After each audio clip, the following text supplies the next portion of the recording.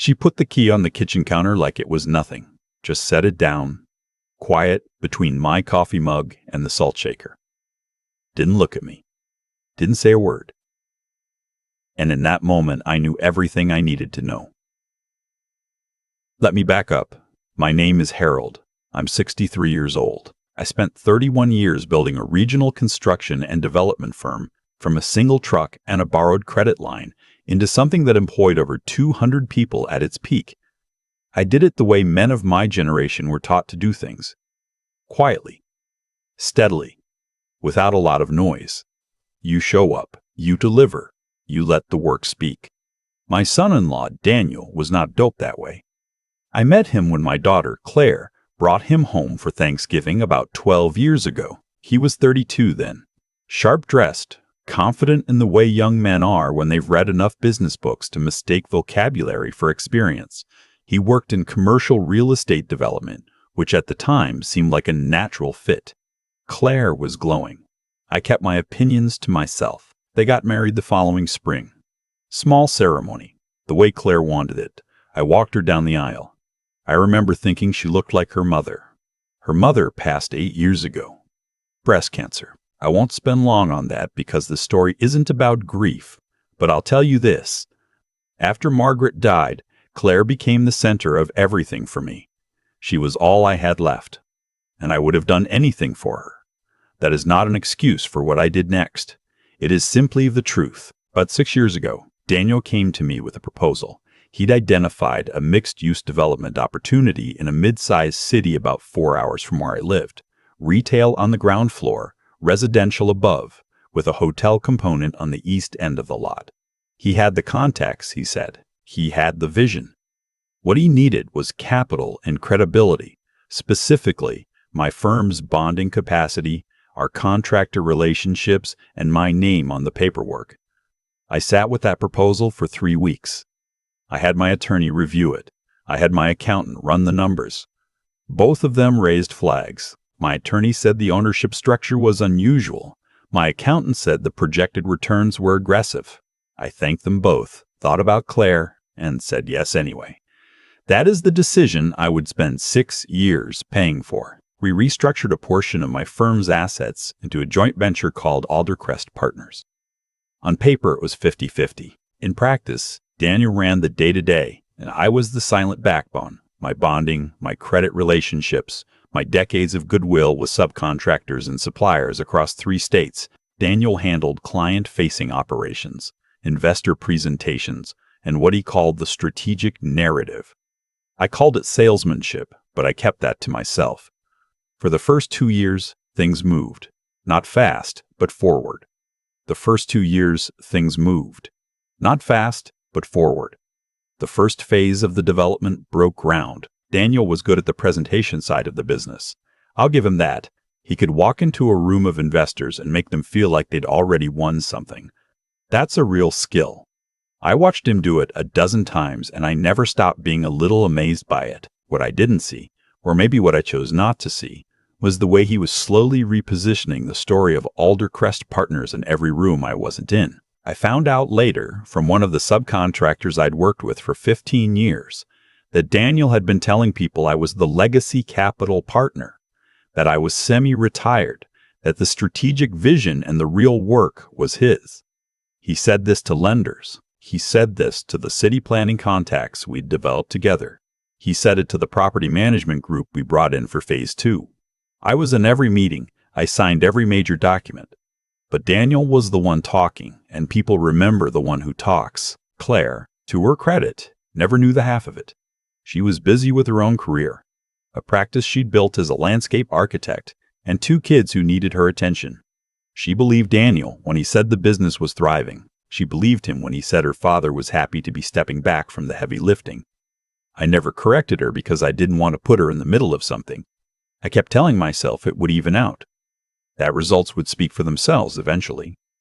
Then the market softened. The interest rate environment shifted in ways that put pressure on the residential component of our project. 2 of our anchor retail tenants renegotiated their leases downward. The hotel component stalled when our hospitality partner pulled out of the deal. We needed to either bring in new capital or restructure. Daniel came to me with a solution. He'd found a private equity group, a firm out of Atlanta called Meridian Capital Group, that was interested in acquiring a majority stake in Alder Crest. They liked the assets. They liked the development pipeline. What they wanted, Daniel said, was streamlined leadership, one point of contact, one decision maker going forward. I asked him what that meant. He said it meant me stepping back from the active partnership role. Becoming a limited partner, no operational authority, no seat at the table on major decisions, but I'd keep my equity stake, he said. I'd still benefit from the upside. I told him I'd think about it. I did not tell him that 2 days before that conversation, I'd received a phone call from Gerald, the attorney who had helped me set up the original joint venture structure. Gerald had seen some paperwork that concerned him. A modification to the Alder Crest operating agreement had been filed, a quiet amendment to the voting rights provision that, if the Meridian deal closed, would effectively reduce my decision-making authority to zero, regardless of what my equity stake said on paper. The amendment had been filed 6 weeks earlier. I hadn't been notified. My signature on it was not mine. I spent 4 days confirming what I suspected. I did not tell Daniel. I did not tell Claire. I called Gerald every morning and I sat with what I was learning. Some of it was hard to accept, not because I didn't believe it, but because I understood what accepting it meant. It meant that my son-in-law had been maneuvering to push me out of something I had built. It meant that the man my daughter loved had looked at me and seen a vehicle. I also spent those 4 days making phone calls I should have made 6 years earlier.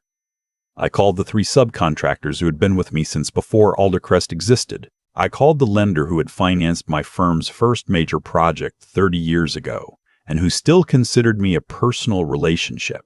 I called 2 members of the city planning board who had approved our permits based on my firm's reputation. And I called a corporate attorney named Patricia, who came very highly recommended and who, when I explained what I had, said to me with considerable calm, "Harold, I need you to stop talking to anyone else about this until we meet." We met the next morning. Patricia reviewed everything over the following 2 weeks. The forged amendment, the communications, the paper trail of how Daniel had been presenting my role to outside parties. She told me my options clearly and without drama. I chose the one that protected the most and said the least. The Meridian deal was scheduled to close on a Friday. There was to be a formal signing meeting at a law office downtown. Daniel, the Meridian representatives, our respective attorneys, and the Alder Crest accountant. Daniel had not invited me. He'd sent me a brief email 2 days before explaining that since I was transitioning to a limited role, my presence wasn't required, and that my signature had been accommodated in advance. I knew what that meant about my signature. I came anyway. I want to tell you what that room looked like when I walked in, because I think it matters. It was a large conference room on the 14th floor. Glass on one side looking out over the city. A long table with 8 chairs, water glasses, a stack of closing documents in the center. Daniel was already seated on the far side, in a suit I didn't recognize, talking quietly to one of the Meridian men. His attorney was beside him. There were 2 other Meridian representatives, their lead attorney and the accountant. When Daniel saw me, something moved across his face, not guilt exactly, more like a calculation happening in real time. He smiled and stood up and said, "Harold, I didn't expect you." I said, "I know." I sat down at the end of the table.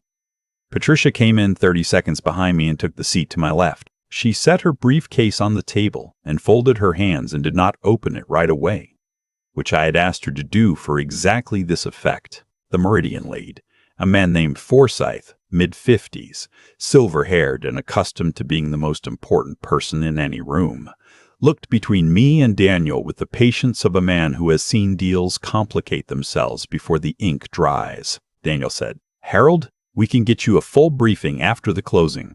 This is mostly procedural at this point." I said, "I'm sure it is." Forsyth said, "Mr." and looked at Patricia. Patricia said, "We have some concerns about the operating agreement amendments that were filed in connection with this transaction, specifically about the authorization process for those amendments." She opened her briefcase then, placed 3 documents on the table, slid 1 copy toward Forsyth, 1 toward Daniel's attorney, and kept 1 in front of herself. The room changed. Daniel's attorney picked up the document and read the top page. He did not look up right away. When he did, he looked at Daniel, not at me. Daniel looked at me. I looked back at him. I didn't say anything. I didn't need to.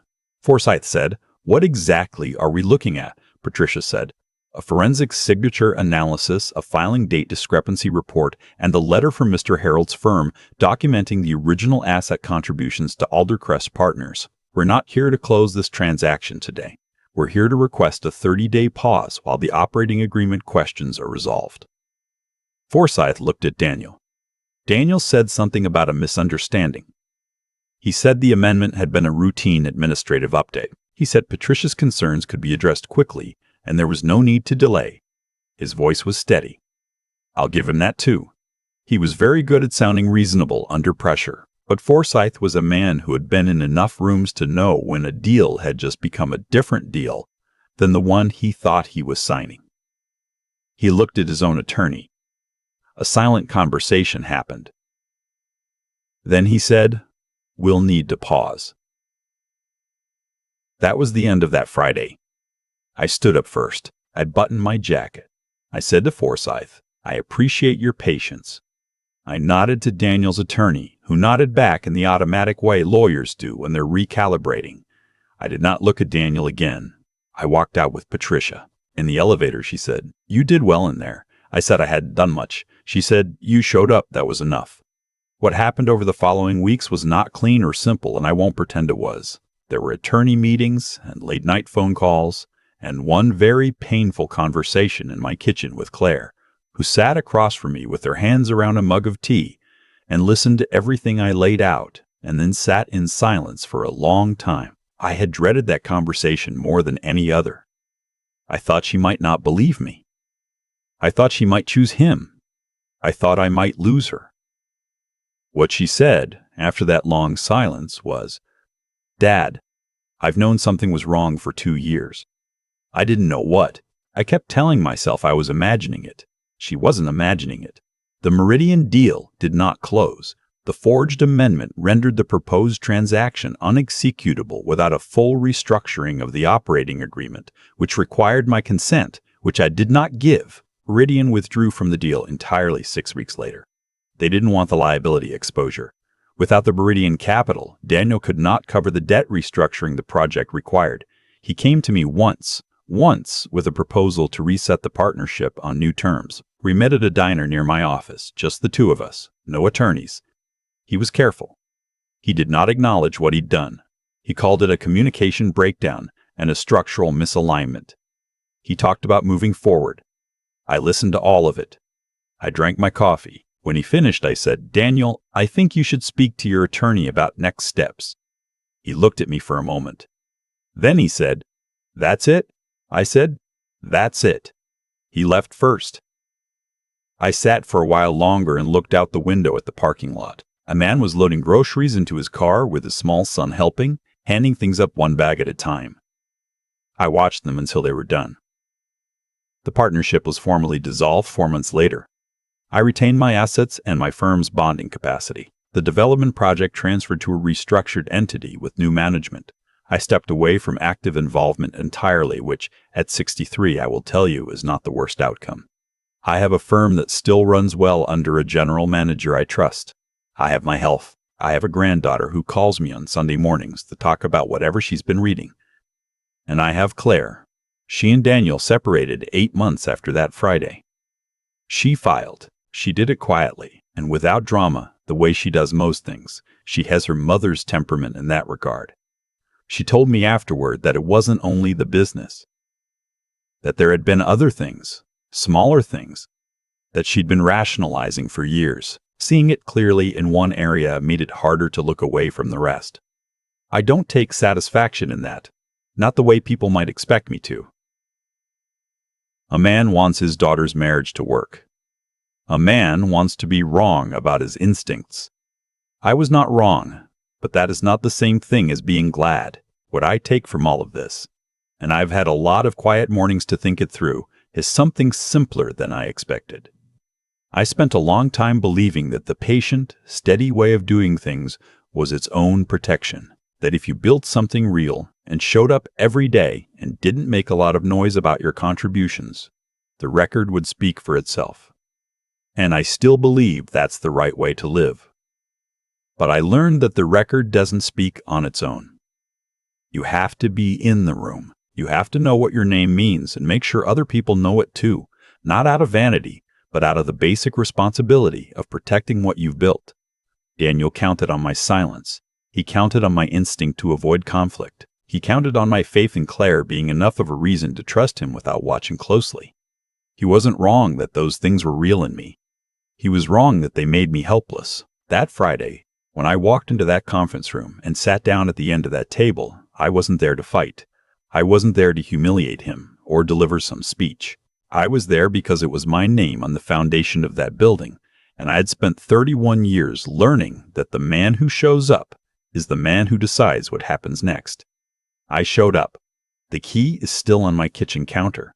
I keep it there, not as a trophy, not as a reminder of anything bitter. I keep it because sometimes you need a small object to look at when you're having your coffee in the morning and remind yourself of the day things could have gone very differently and didn't because you paid attention. My granddaughter asked me once what the key was for. I told her it was for a door I used to own. She said, "Do you miss it?" I said, "I miss parts of it." She thought about that for a minute. Then she said, "Grandpa, do you think you'll build something else?" I told her I thought maybe I already had. She seemed satisfied with that. She went back to her book. I finished my coffee. Outside the window, the morning was doing what mornings do, getting on with things, making no particular promises, just moving forward the way the good ones do. That was enough for me.